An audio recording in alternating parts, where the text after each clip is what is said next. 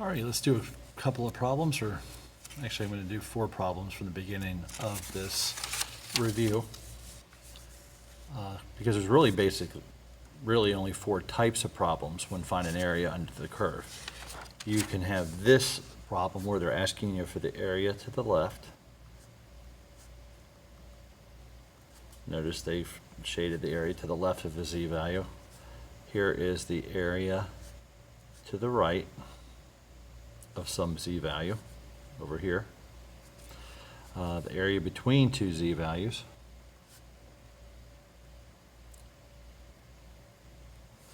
And in between 2 different z-values here.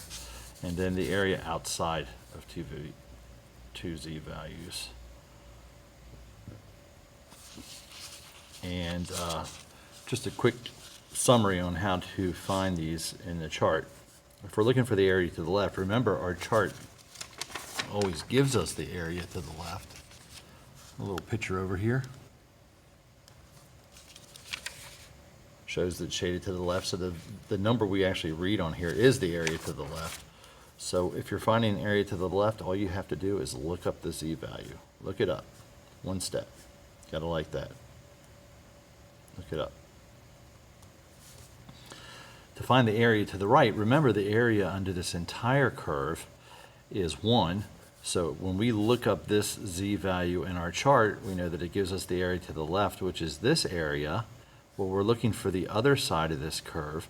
Since the whole thing is 1, and since the chart gives us this white area, then we know if we subtract that white area from 1, we'll be left with the area to the right, which is what we're looking at. So there's a 2-step process for finding area to the right. First, look it up. Look up your z-value, and then subtract whatever you find from 1. Now, you don't subtract your z-value from 1. You use your z-value to look up your area in the chart. Then you subtract that area from 1. And that gives you this value right here. The area between, without too much explanation, I'll just tell you how it's done. You look up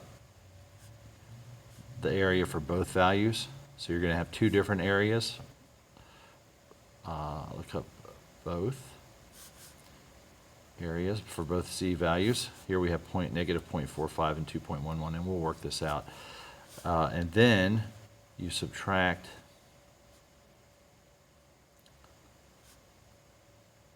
the smaller from the larger, and that will give you the area in between. And the reason that works is when you look up this first z-value here, negative 0.45, the area it gives us is the area to the left, because that's what the chart always gives us. When you look up that second z-value, 2.11 here, that gives you the area to the left of 2.11. So it gives you this longer area. This is the piece we want. How do we find that piece? We take this big piece and we subtract this little tail from it. Chop that little tail off right there, and that leaves us with what we're looking for.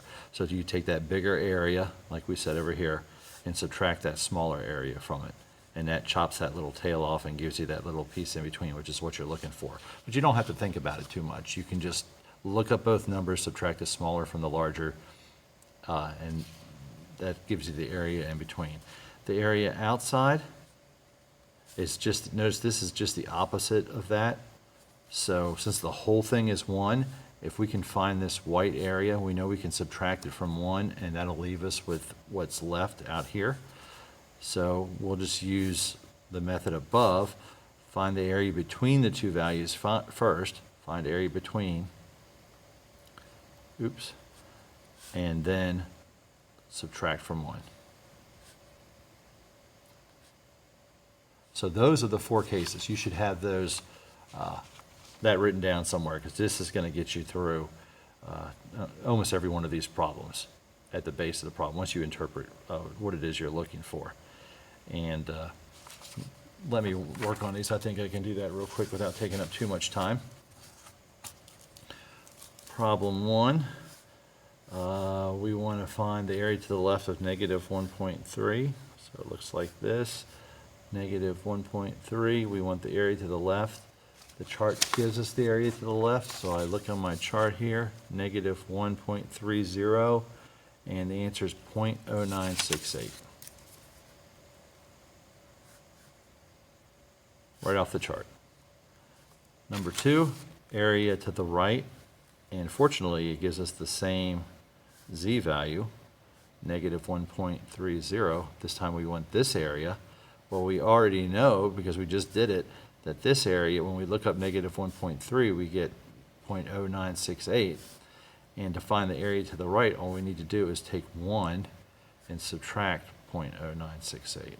And that gives us 0.9032. So that's the area to the right of negative 1.3. And what this is saying for this first one is, with this data, or with any normally distributed data, if you're 1.3 standard deviations below the mean, there are 9.68% of the data lies less than 1.3 standard deviations below the mean. And this is saying that just over 90% of the data lies to the right, or is greater than 1.3 standard deviations below the mean. So that's what that's telling us in general. Number 3 is our between problem. Negative 0.45 to positive 2.11.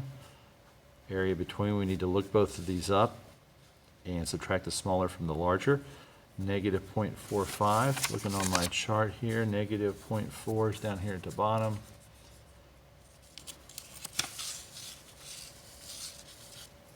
And let's see, 5, is that it right there? Negative 0.45 is 0.3264. 0.3264. 0.3264. And then look up 2.11, that's positive this time, so we use the other side of our chart. 2.1 here. 0.01 here, because we want 2.11. That's 0.9826. 0.9826, and I always subtract the smaller from the larger, so I get 0.6562. So the area that lies between these two values is 0.6562. So what this is telling us is 65% roughly, and a little bit more, percent of the data lies between 0.45 standard deviations below the mean and 2.11 standard deviations above the mean. So in that range, we get 65% of our data, 65.62% of our data. And finally, number 4,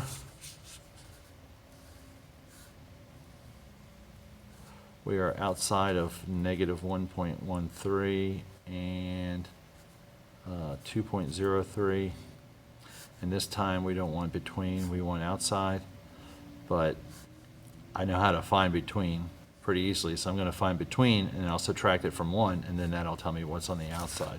So let me look at negative 1.13 first, and I get negative 1.103 here, 8708, 1.13. Whoops, that's not negative though, is it? Here's negative 1.1. Make sure I use the right chart. Negative 1.103, 1292. So that's 0.1292. Oops. 0.1292. And then 2.03. That's positive, so we'll look on the positive side of our chart. And we get 2.03 right there, 2.03, 0.9788. 0.9788. Subtract those two, we get 6.948496. Now remember, that's this area in here, 0.8496. The question asked us for the area outside of that. So we know then we take 1, subtract 0.8496 from it, And that gives us the answer we're looking for, 0.1504.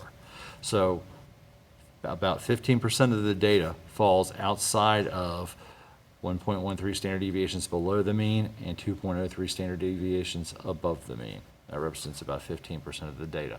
So that's your four basic type of normal distribution problems that we'll have.